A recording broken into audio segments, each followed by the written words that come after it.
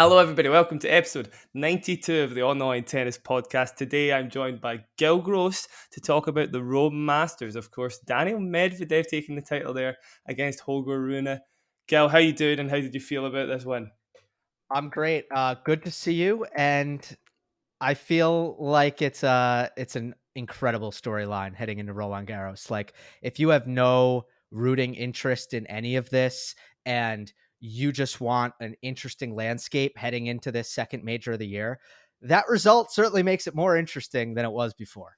That's very true. I almost feel like anybody getting involved with Medvedev, though, has their bias leaning one way or the other, right? I think there's maybe some people who wouldn't have been happy with Medvedev winning the title. There's maybe some people who would be happy with it, right? There's not many neutrals, is what I would Yeah, say. he doesn't have like the universal love of Andrei Rublev, Hmm. I wouldn't say.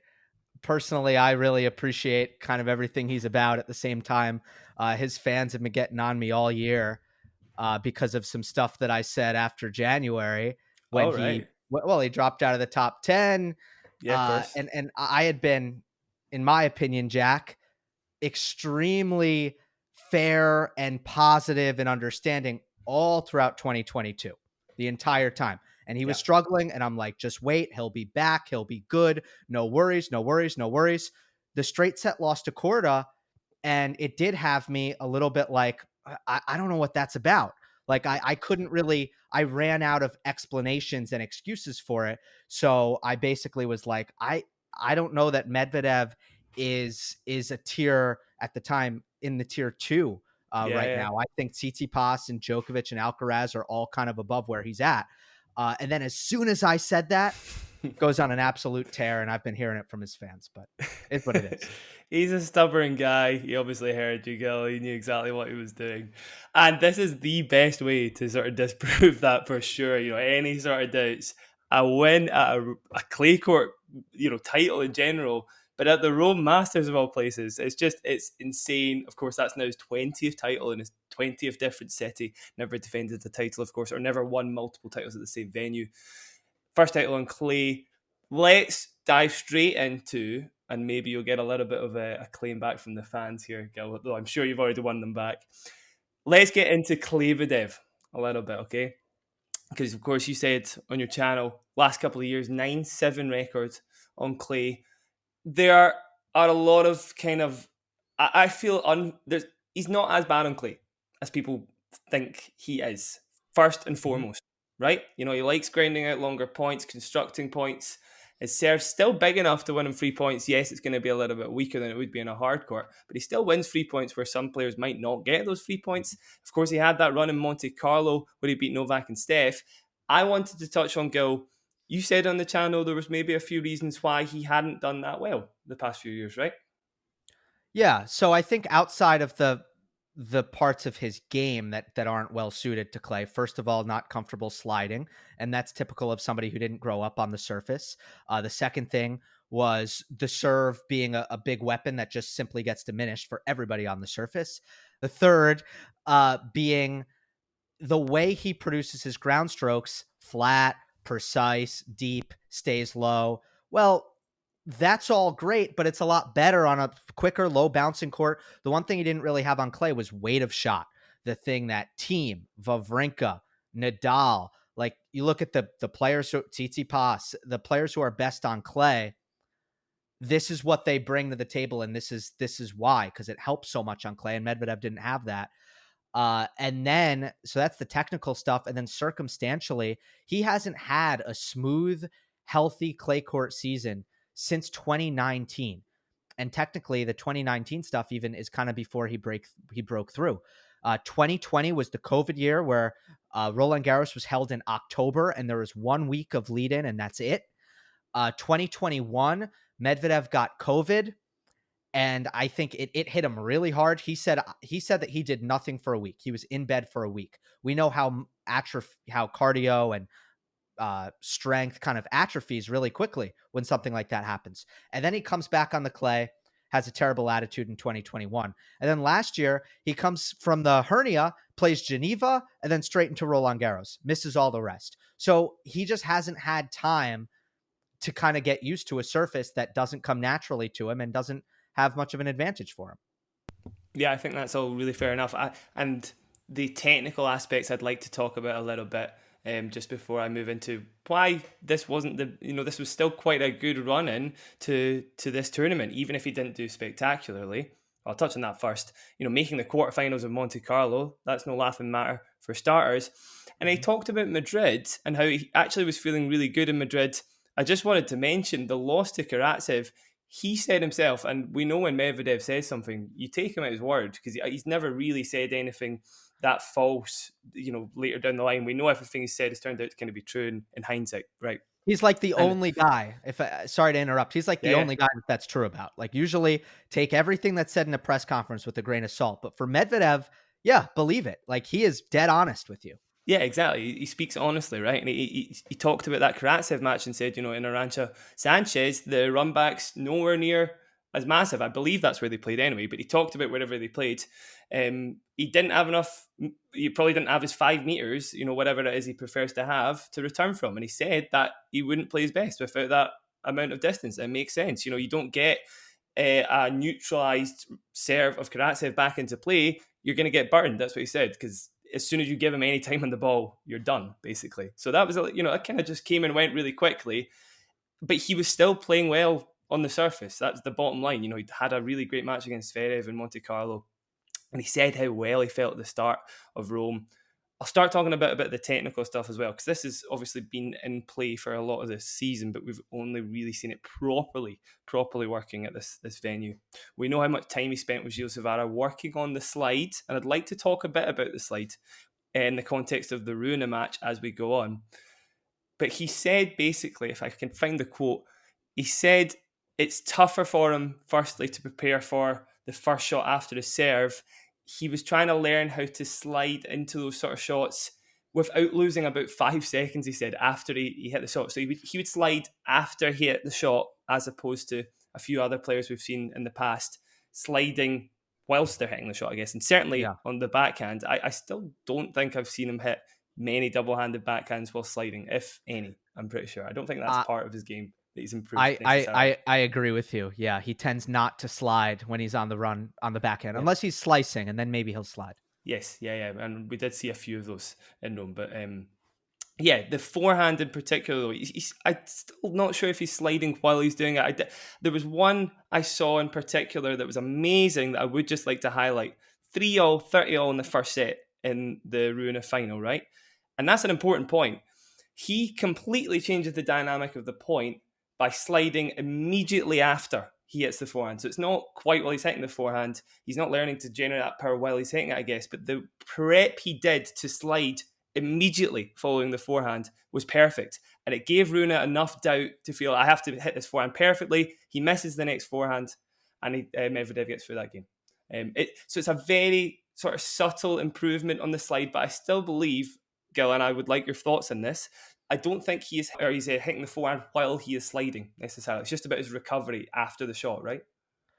Yeah, I think I've seen him get into the slide before hitting, but only in very defensive situations Yeah. where, like, if I think about, I don't know, I think Ferrer was very good at it, for example. Ferrer, it wasn't necessarily a highly defensive situation for him to actually utilize that. He was so strong with his legs where he could kind of get into a slide in kind of a neutral situation and just kind of uncork on the forehand and just recover unbelievably well out of the deuce court by using the slide. I don't think Medvedev is doing that, which is expected. Like, he's only going to slide when he needs to. I think in emergencies, though, he's using it well. Emergency situations, which is actually kind of a very Spanish term for defense, but that's where I think he's been using it a lot. But I also think it's a peace of mind for him, just in terms of, like, am I afraid to be on the run here because I feel super off balance and I'm just not producing my shots well when I'm on the run. And at the end of the day, whether he's sliding, not sliding, he's clearly producing his shots on the run comfortably right now. That's the key. Is that fair?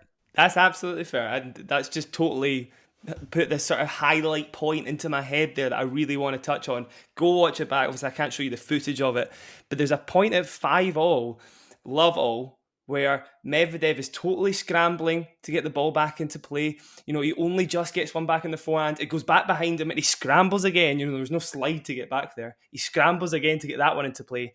And then he gets that backhand sort of on the dead run, more or less, that he passes Rune with cleanly. You might remember it, Gil, but there was a ton of fantastic Five all passes. first set.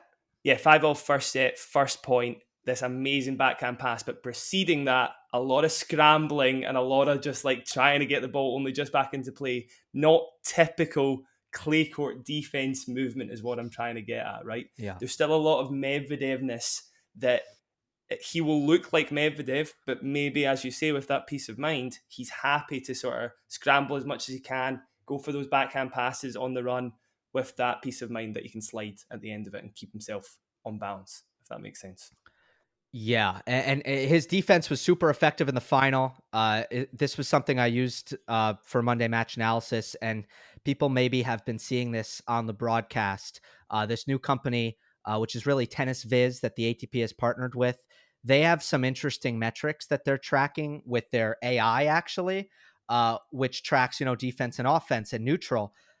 The AI determined that Rune only won 54% of the points in attack. So when he attacked, he actually only came away with 54% of those points. That's pretty low. Medvedev was up at around 70%.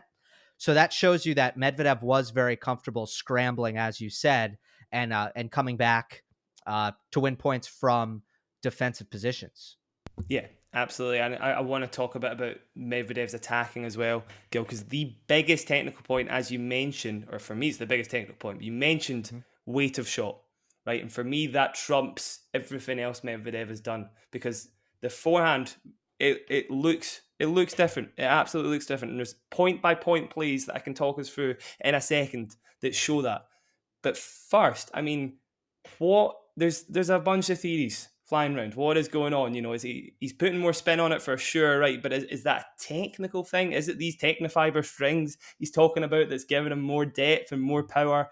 I can't totally suss it. It looks to me like he's doing something maybe a little technically different. The finish is a lot higher a lot of the time. What's your take on it, Gil? I've kind of taken his word for it on the strings, the softer string, just because, look, I didn't expect this. I never thought that Medvedev would get to a point where he was hitting his forehand big. And it was something that it was a mailbag question that I know I've gotten in the past. Like, oh, can Medvedev fix this? And I was usually like, no, I don't think so. His technique is super funky. His physical strength is probably not going to get any better at what he was 25, 26 years old when I was fielding these questions. So, like I was saying, no. But the one thing that I think I did not consider, completely forgot about, is, well, you can make a technology change. And I do think that Medvedev breaks so many rules in terms of how coordinated he is, that it makes sense that he would just go to a more high powered setup, or a more high powered string, more specifically, and just still be able to control the ball, not really lose anything. So usually this kind of thing with tech is a trade-off. You take some, you lose some. But it's not like Medvedev's forehand isn't still ultra consistent. It is still ultra consistent. Maybe there is something technical. I'll add one more thing. The number of times he's taking the forehand out of the air, the swing volley. Do you know what that shows me? He is so confident in his acceleration. If you decelerate on a drive volley, the shot doesn't work. You can't hit that unless you accelerate. And usually players who hit heavy topspin are comfortable with that shot much more than flat hitters, just because of the way the ball is dipping through the contact zone. The way that Medvedev is hitting that shot all the time, it just shows me, oh yeah, like his forehand is in a completely different place where he actually wants to take the ball out of the air and trust his racket speed that much. Yeah, that's a very good point, Gil. It is tough to say. It honestly is.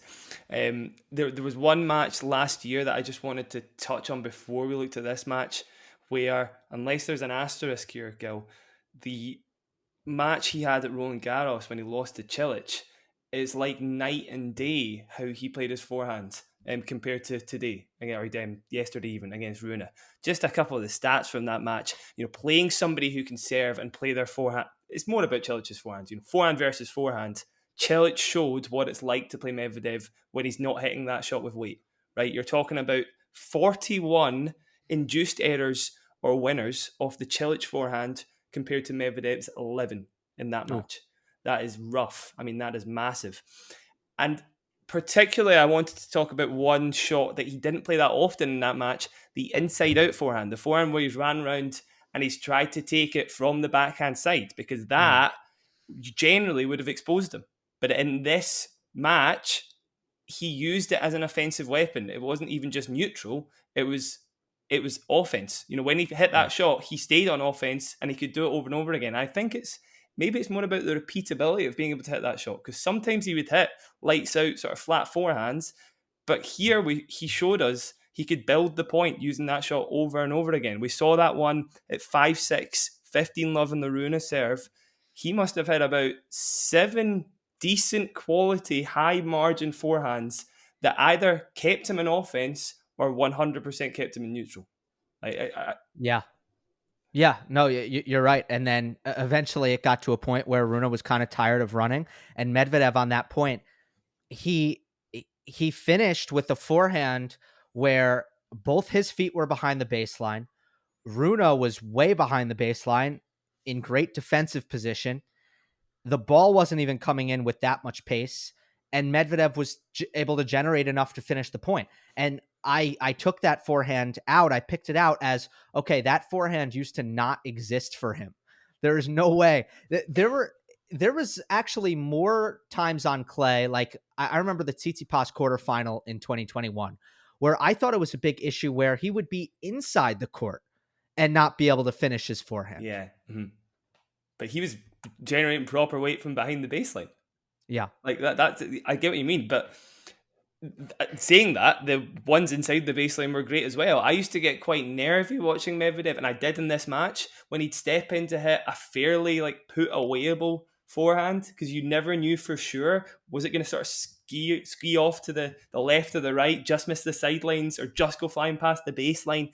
He played with so much margin, yet kept Holger miles and miles behind the baseline. It's night and day, the shot. It's very difficult to show, but when you see it over the course of a whole point constructed like that, I think that point showcases it the best. And honestly, if you watch that point, you'll see exactly what I mean. He's just able to do it over and over again, where in the past he's never really had the weight to keep himself in offense, for Mm-hmm. sure. Another one as well in that game. I mean, that game was so important for me. It could be the most important potentially. That was one of the points where 30 all, great backhand down the line. That's classic Medi, right? Then he comes into the forecourt. He's got a forehand that is just one of those short kind of approach forehands, but he just plays it heavy enough that, okay, he doesn't get an easy volley, but he does enough to give himself a volley to put away. And in the past, even there on a clay court, I would have thought that's just going to sit up. It's going to give Rune lob options. It's going to give him backhand down the line options. Not the case. It seems like a fairly innocuous shot, but it was such an important moment in the match. And it Yeah. could have been one that he could have felt a bit more precarious about in the past, basically. So, Yeah, the biggest thing for me, I haven't seen any. Maybe Medvedev has improved his volleys, but I haven't seen enough to go there. So I yeah. wouldn't feel comfortable saying that. What I will say is he constructed that point so well with the backhand down the line and the approach forehand. Rune was so far back, didn't need to hit a great drop volley there, and it was a 5 out of 10 drop volley. It wasn't amazing, but it Yeah. was good enough because he pushed Holger so far back, and that's all you ask for. And honestly, that's the most important thing when you're volleying on clay, is that you come in off of a great ball and you hit a drop volley. Volleying deep so tough on clay, especially like on some courts you can stick the volley deep and it can be kind of tough, but on clay that's so difficult. And Rune was coming in on more, not to get ahead here, he was coming in on a lot of more difficult balls where, like, okay, it's kind of a forced approach. There were some volleys deep for him. That's not what you want on clay. So Mhm. I think it showcased really, again, the point construction more than anything. Yeah, no, I think that's a good transition and probably quite a good time to start talking about the man on the other side of the net, Holger Rune, because there were moments where he was less decisive than we've come to know him from him, I guess. Medvedev praised Rune in particular after the Monte Carlo match that they had, which was actually not, it wasn't totally one sided. Okay, it was straight sets, but I thought Medvedev held himself pretty well there. He said afterwards, Rune was such a master at knowing when to go aggressive or defensive in the decisive moments. Basically, he knew when to turn it on or he knew when to hold back. Today we kind of saw, again yesterday, sorry, we kind of saw him juggling the two at the wrong moments again, particularly talking about that 6-5 game, or the 5-6 game even. There was one moment, 30-15, second serve kicked to the Medvedev backhand, and Rune comes forward on it and he gets clean passed. Surprise tactic, maybe, but it just wasn't a surprise to Medvedev, and he's going to be able to hit that backhand pass, most times. It just seemed like a very, very nervy, desperate gamble. And then the same at 30-40, when Rune plays a drop shot with Medvedev nowhere near being on the back foot. I mean, he was probably, on the baseline at that point. He got to it in plenty of time, put it away. Rune was, I don't know if he was nervous for the whole match. Maybe he was. I think Medvedev maybe mentioned that. I think Rune did mention that. In fact, sorry, he did say in his press conference he felt nervy going into the match. Potentially that's part of it, and his head was maybe spinning for the majority of that first set. What's your take on it, Gil? And the second set I know is a different story, so I'll touch on that Yeah. in a second. Okay. But yeah, what's your take on it? My read on it wasn't nerves. My read on it was we talked about the 15 love point and how physical it was with Medvedev hitting a bunch of good forehands. The 15 all point, which we didn't discuss, was kind of a cross court rally on the deuce side that I think went, I don't know, conservatively 8 to 12 shots. And I think come the 15-30, the 30-15 point rather, I just looked at it as, not at the time, but looking back, I'm tired, I'm feeling the legs, so I'm gonna serve and volley. And I think the drop shot might have been the same thing. Like, I can't do this again with Medvedev. Now, I would hope on such a big point, on such a big set point, you would dig in. You would dig in till the end. So I'm not giving Rune a pass here. He should have done better than that. But I don't think it was nerves. I think it was, I'm kind of feeling my legs, or at least not trusting my legs, and making silly decisions because of that. Because I mean, let's talk about the serve and volley, the second serve and volley to the backhand. I don't know what you're getting out of that. I don't think that's working very often. Like, if you have a backhand weakness, that's one thing. If you're playing Tsitsipas or Rude, try it. FAA, try it. Sure. If you're hitting a first serve, cool. Maybe not the best on clay, but go for it. You're hitting a second serve to the Medvedev backhand and coming in behind it. Yeah. I'm not understanding the benefit. Or, like, I don't know, if you're an incredible volleyer, cool, try it. That was not a smart play. Absolutely not. Yeah, when you put it that way, exactly. I mean, it's a very low percentage play that just made very little sense in hindsight. Anyway, though, the first set ends in that kind of bizarre manner. There's been some pretty choice decisions by Rune, amazing forehands from Medvedev. We go into the second set. I heard you mention, Gil, Moratoglu said to Rune to play with more patience at the start of the second set. It got very physical and it seemed to work. Obviously, Rune goes up a break. He gets broken back, but he goes up a break again, goes up 5-3. But then I felt like that was when Medvedev was just classic Medvedev. This is where it became more about the Medvedev of old with the confidence and the physicality than Klevedev, because he turned the screw. He went physical, king mode. We saw them game at 5-4 when Rune was serving for the set. Opened with a 20-shot rally, unforced error. Closed with another 20-shot rally, unforced error from Rune. Both times, Medvedev kind of knew, and you can see when he's got that swagger about him, when he knows he's got his man, basically. He turned the screw. It was great. There was another moment I wanted to talk about where Medvedev was classic Medvedev, and this is important when you think about last year. I'm darting about a little bit, Gil, but interested to your thoughts on all of It's it. okay. Last year, Medvedev on break points had a habit of going for those massive second serves, double faulting a lot of the time. He was not great on break points compared to the previous year. It really was a weakness, and kind of just sums up a lot of those sort of important moments in matches that went the way of the opponent rather than the way of Medvedev. Big, massive ace on a clay court, 30-40 down, 5-all. He stepped up. He deserves some praise. A lot of the time it's just an innocuous ace on a big point, whatever. But for me, that was huge because Medvedev, when he's confident, can do that stuff. When he's not confident, it just doesn't come as second nature. So it just shows, all those match wins and stuff. That's the kind of point that comes to the fore when he's feeling that confident. So physicality Yeah. and confidence, Gil, what were your thoughts on those in the second set? Yeah, I don't know who can challenge Medvedev physically right now. If it's just let's go consistent, I'm not going to miss. Like, let's see who collapses first. I don't know who wins that battle. Like we saw Daniil and Novak kind of clash heads in that sense in like 2019 a couple times, and the result was awesome. Like I loved watching that. And then Novak was just like, "All right, that's not the way. Like let's not play Medvedev that way anymore because it's not a good idea." It worked for Rune, but I think Medvedev knew, even while it was working, that especially up a set, long term, that was going to Yes. help him win the match. Yes, yes, Because yes. you could even see, and I don't know how much looking over to the other side of the court Medvedev was doing, but you could see how much it was taking out of Holger. You could also see those moments where after a couple long rallies, Holger was like, let's make sure this next one is short. And he would throw in a serve and volley or a quick drop shot or something. So, it clearly was a temporary winning strategy, but long term it wasn't because Medvedev was going to come out of that. And then as far as the ace is concerned, yeah, that's something that I didn't mention on my show earlier. I probably should have because that was huge. And then he had another service winner at deuce. He hit two great first serves. And I'll just say this: we've been seeing way more of that this year than we were last year. When Mm-hmm.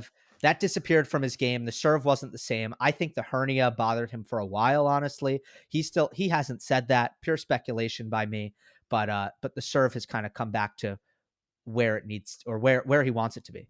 Yeah, absolutely. Yeah. Right. Rune physicality, sorry, in comparison. It surprised me that Patrick went for that tactic when the big question mark over Rune, in a lot of ways, maybe you could also question some of his decision making, I guess, but the big question mark is physicality, right? And endurance and, lasting long matches. Monte Carlo final, we saw him fade against Rublev. Same in Munich as well, against Van de Zandschulp. Even though he came through that was a lot to do with the man on the other side of the net rather than himself.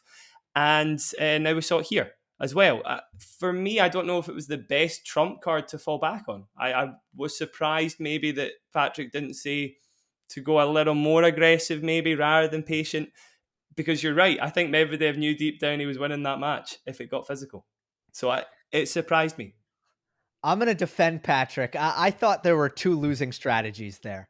Okay, yeah, Meaning, fair. meaning, I think Patrick successfully diagnosed that Holger, with some of the net rushing, not just serve and volley, some of the net rushing in rally as well, a lot of the drop shots and a lot of the highly aggressive injections of pace. Like pace is Mm-hmm. good, but we're talking, I'm trying to finish this right here and paint a line.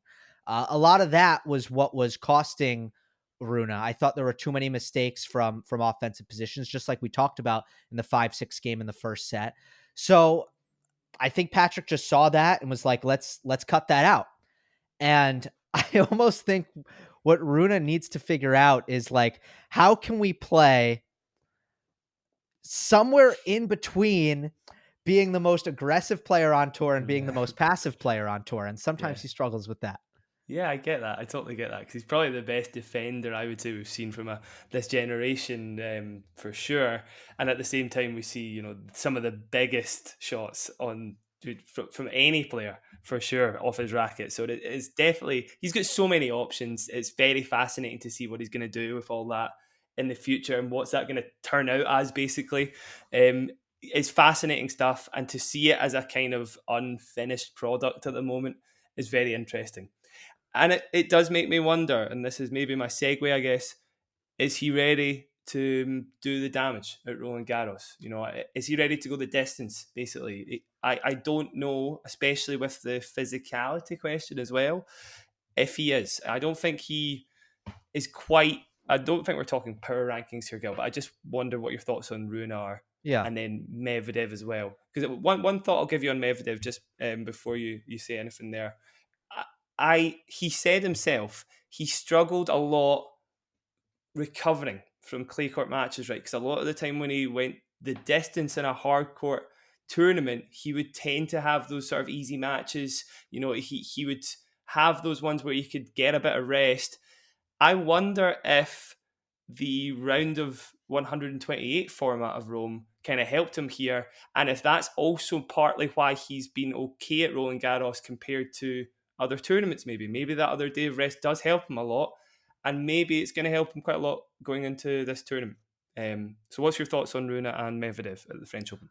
Yeah, that's an interesting point. So I'll start with Runa. I'm concerned about the endurance. It's I think the U.S. Open in some ways is the most physical slam. It's towards the end of the year. The weather is hot often. The hard court beats up your body. You already have a lot of mileage once you get there. But from like in other ways it's Roland Garros. So those are the two. And you mentioned the three finals this year. There have been physical issues in all three over the course of this clay court swing. Before that, we didn't really get to see his long-term endurance tested because he hadn't really gone deep at any events before the clay. So, yeah, has he shown me that he can play a 4.5 hour match and by the end of it, he's going to be all right on clay? No, he hasn't shown me that. Now, I do think he plays well when tired. He does a good job of being like, I mean, I'm kind of losing some examples that I know at some point were in my head, but when he's just like, I need to slap winners because I have no legs, he does it really well. But at the end of the day, I think that's a real concern for Rune. Other than that, by the way, though, there's nothing because I think he's fearless. I don't think mentally I would worry about him in a major final, and that's rare for a guy who's never done it. Yeah. But I just think he's got that young, kind of not naive thing going on where you can just not feel nervous. Yeah. And I think the game is there. But yeah, physically, I have questions. Medvedev, I don't know how you can't be high on him. Like, Mm-hmm. he's first in the race. He just won Rome. He's won a major. I just don't really know what box he's not checking unless you hold this stuff against him, which I don't really want to hold against him. Nothing over the course of this clay court swing I want to hold against him. And I have my big mound of excuses for everything that happened before then for him. So I kind of want to forget about that. And I know what we've seen with the forehand. It's a game changer. I think he's up there. He's going to be really high when I do my French Open power rankings, which I haven't actually done yet. Uh, he's going to be really high. He's not going to be above Alcaraz. After that, I have to consider everything else. Mm-hmm. Yeah. I mean, my summary there, I'm about as high on him as you, for sure, Gil. I think a confident Medvedev is an amazing Medvedev wherever you go compared to other players, for sure. I think Medvedev uses his confidence incredibly well. So that already puts me in a very great spot for him. The forehand is a genuine improvement, for sure. It is not a fluke that he got through 6 matches in Rome. You know, he was able to keep himself offensive on it, or at least neutral, where in the past sometimes he's been overpowered by opponents. The movement, whether or not he's just relying on that to feel a bit more confident, there have been a few points where he's used it. The forehand, though, mainly. So mainly the confidence in the forehand, but with the sliding as well. It all just adds up to me feeling like this isn't totally coincidental that he's just won Rome. There is a reason he's done it. He should be considered dangerous at this slam, for sure. Yep. Especially, obviously, with Rafa out of the picture. There's no way you can't count him out, definitely. Who knows? It's very wide open. That's the whole point. It's very exciting. I'm excited for it, Gil. I'm sure I'll talk to you at some point during the 2 weeks. Until then, thank you very much for coming on. It's been a great episode. Hope you enjoyed it. Thank you, Jack. Anytime. I Yeah. did enjoy it. Awesome, Gil. Awesome. Hopefully speak to you soon. Guys that are listening, thank you very much. Please like and subscribe on YouTube, all of that stuff. Thank you very much for listening to the Online Tennis Podcast. We'll catch you next time. Cheers.